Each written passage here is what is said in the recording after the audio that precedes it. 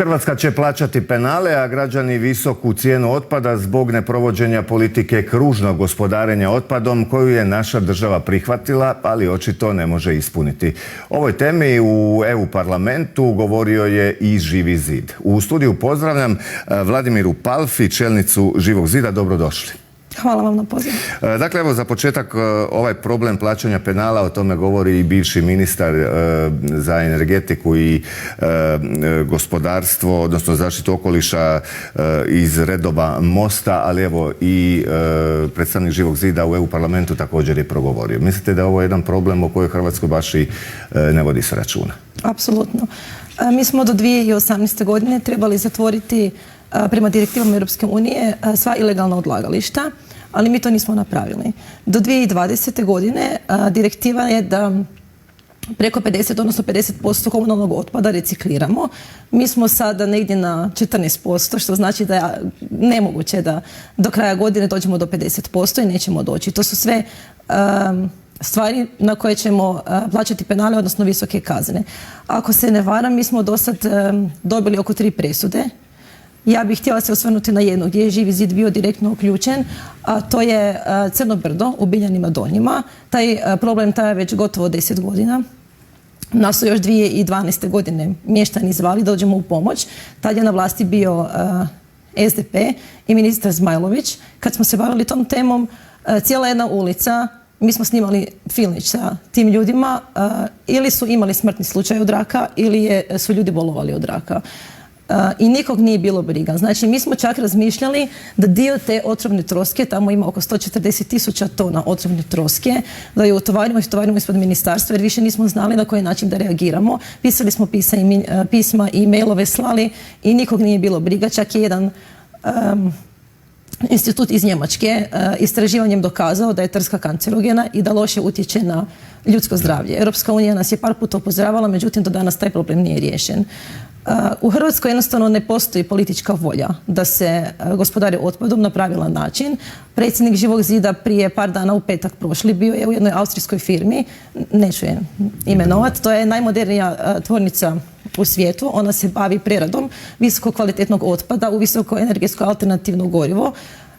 Znači, nije da Hrvatska mora, ako nemamo već ideja i kreativnosti, da trebamo izmišljati nešto novo. Postoje sustavi koji se mogu implementirati, samo treba imati volje da se ode, da se radi, razgovara s ljudima i da se dovede tehnika u Hrvatsku. Sad kad još govorimo o otpadu, odnosno ekologiji, evo cijelo vrijeme govorimo da je budućnost zelena energija. Je li uopće Hrvatska po vama spremna i sposobna okrenuti se zelenoj energiji, jer to na neki način i košta i od države, za ljude koji će se baviti tom zelenom industrijom trebaju i subvencije. Ili mi to sve, pa kao i u ovom slučaju što se tiče gospodarenja, kružnog gospodarenja otpadom, sve završava na nekakvim teorijama ili nacrtima koji se ne realiziraju?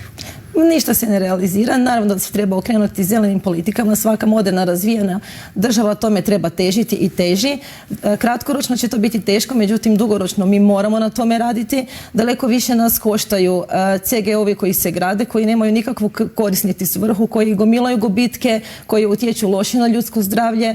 Dakle, apsolutno pogrešna politika se vodi u gospodarenju otpadom i mi moramo naći neko rješenje da se okrenemo zelenim politikama u Hrvatskoj. Postoje stručnjaci.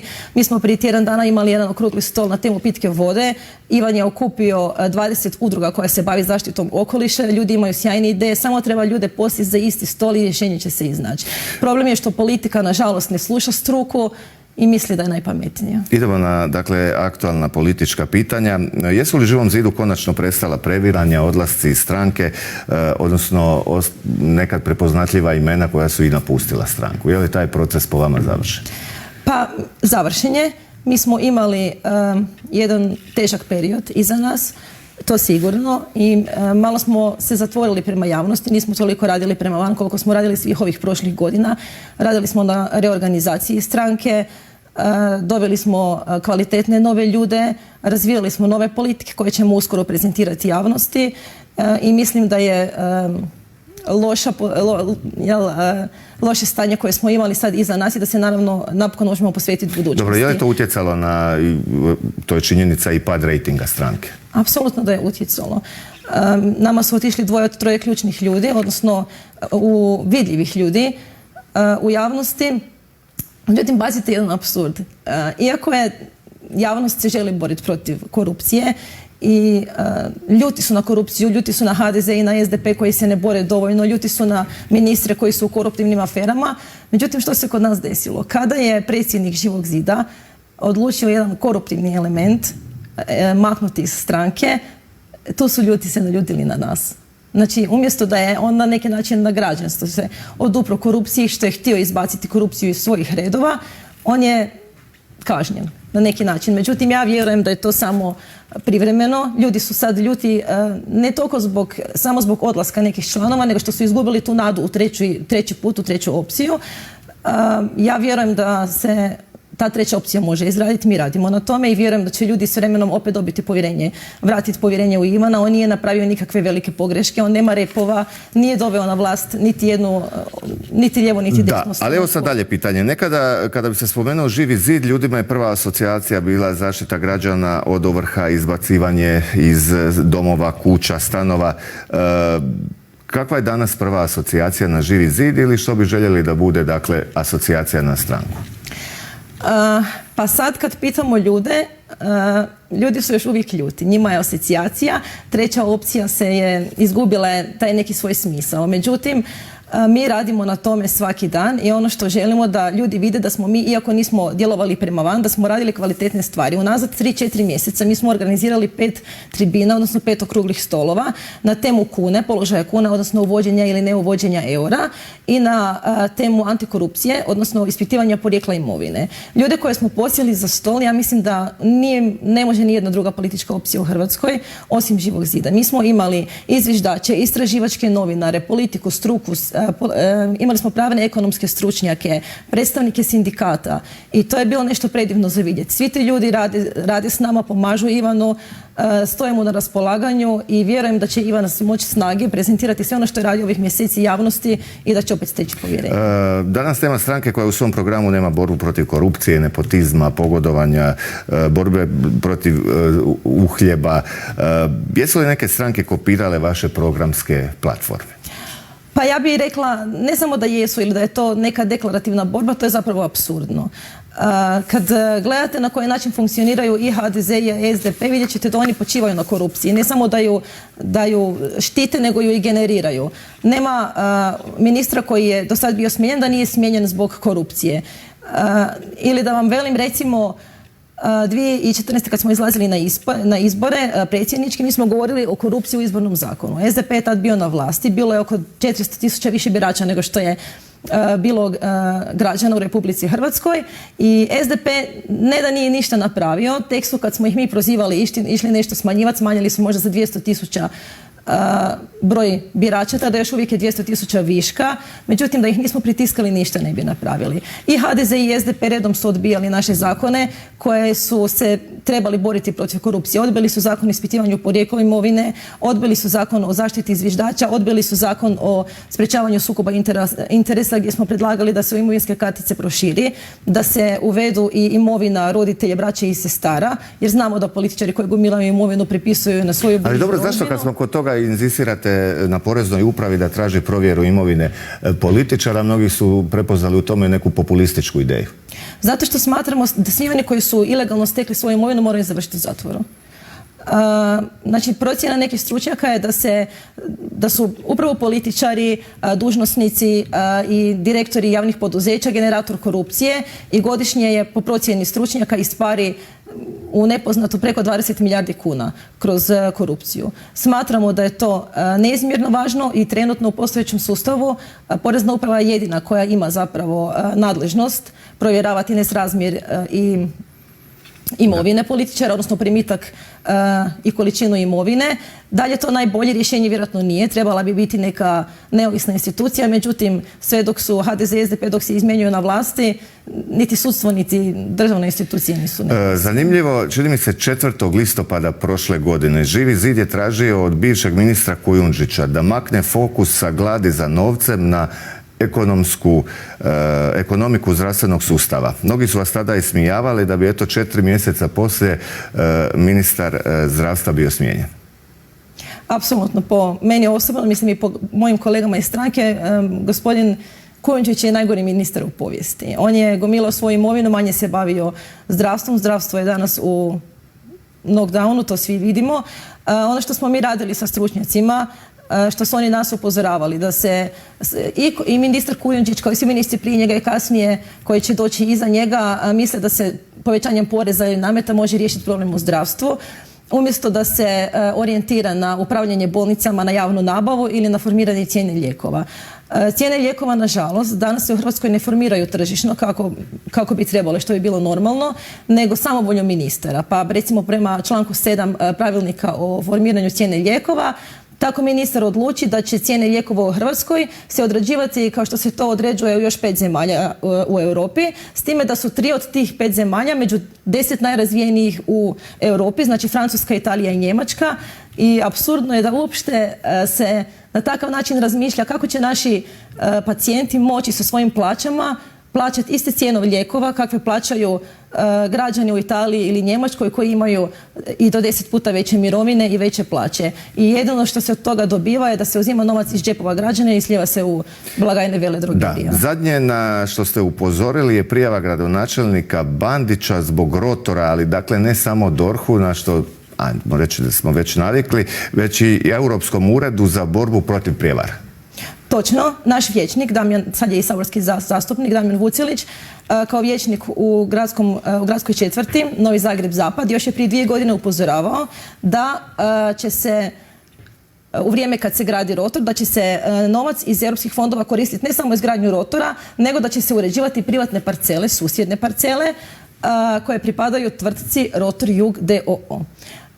Smatramo da postoji opravdana sumnja da se taj novac jeste koristio za uređenje, niveliranje i izgradnju infrastrukture na parcelama koje nisu u vlasništvu grada Zagreba, nego su u vlasništvu privatne parcele.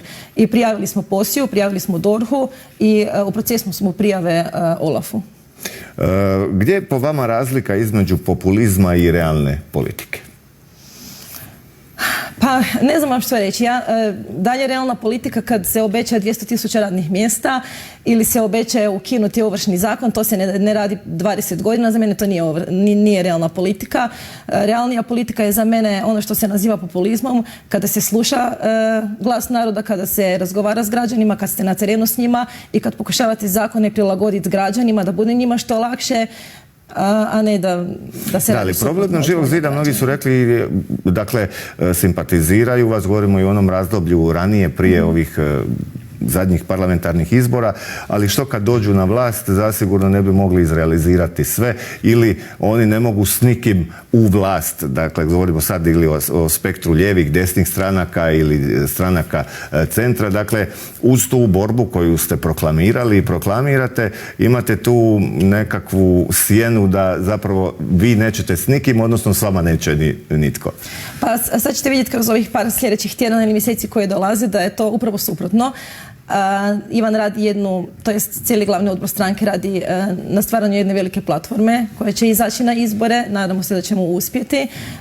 Okupljamo i ne samo stranke nego i pojedince koji nisu dosta sudjelovali na vlasti, koji nisu sudjelovali u degradiranju države. Pazite, jako je teško uopšte razgovarati o bilo kakvoj suradnji sa HDZ-om i sa SDP-om. Kad vi znate, recimo, HDZ donese najgori Ovršni zakon u povijesti, SDP ga kritizira, međutim SDP dođe na vlast i ne mijenja ga, nego ga provodi dalje.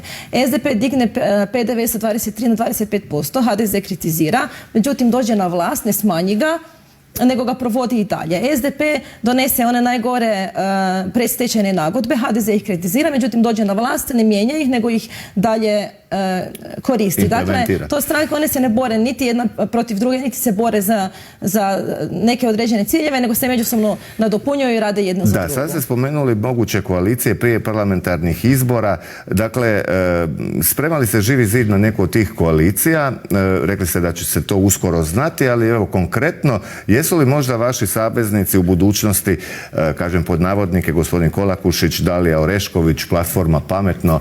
Pa, Mislav Kolakušić, koliko mi je poznato, na izbore neće izaći, tako da s njim ne razgovaramo. Sa svim ostalim strankama i pojedincima glavni odbor obavlja razgovore, ali ne bi sad ništa govorio dok se ne... Drugo pitanje, odnosno prigovori i kritičari vam često to upućuju. Zašto ste se kao euroskeptici i kandidirali za EU parlamentarne izbore, a u krajnjoj liniji danas sjedite u EU parlamentu? Pa u Hrvatskoj postoji oko 45 do 50%, možda sam pretjerala, 40 do 45% euroskeptika. I smatrali smo da je pošteno da oni imaju svog predstavnika u Europskom parlamentu. To je prvo. I drugi razlog. Nastavit ćemo razgovor, samo evo da poslušamo izjavu predsjednika HDZ-a, gospodina Plenkovića. Evo, uz obavezu i da završimo razgovor sa gospođom Vladimirom Palfi ispred Živoga zida. U međuvremenu čuli smo izravno obraćanje predsjednika HDZ-a, premijera Andreja Plenkovića, vezano za unutarstranačke izbore u HDZ-u. Što očekujete? Transparentnost u tim izborima? Od HDZ-a nikad ne očekujemo transparentnost, ali ne bavimo se njihovim unutarstranačkim izborima, niti osobno mi se ne tiče, više me zanima ono što one rade prema van za državu i za građane. Što se tiče parlamentarnih izbora, vjerujemo da će na izbore izaći 4 jake platforme: SDP-ova, HDZ-ova, Škorina i ova na kojoj mi radimo. I za kraj, dakle, Živi zid kao euroskeptici u parlamentu, je li to prirodno? Pa prirodno je zato što kad gledate unazad povijest glasovanja, iako u različitim klubovima HDZ i SDP tamo su zajedno na vlasti u Europskom parlamentu, i kada gledate na koji način oni rade, vidjet ćete da su, kad smo ulazili u Europsku uniju, kad su bile u pitanju kvote mljekarima, imali su jednake stavove, što je uništilo mljekarstvo, na kraju poljoprivredu. Stavove oko kvote ribarima ili izlova u Hrvatskom moru također su bili njihovi isti, glasovi za iste ljude, za iste komisije, i smatramo da je nužno bilo da se čuje i drugačija strana koja ipak brani hrvatske interese. Gospođo Palfi, evo, hvala na gostovanju u studiju 4. Hvala na pozivu. Idemo dalje.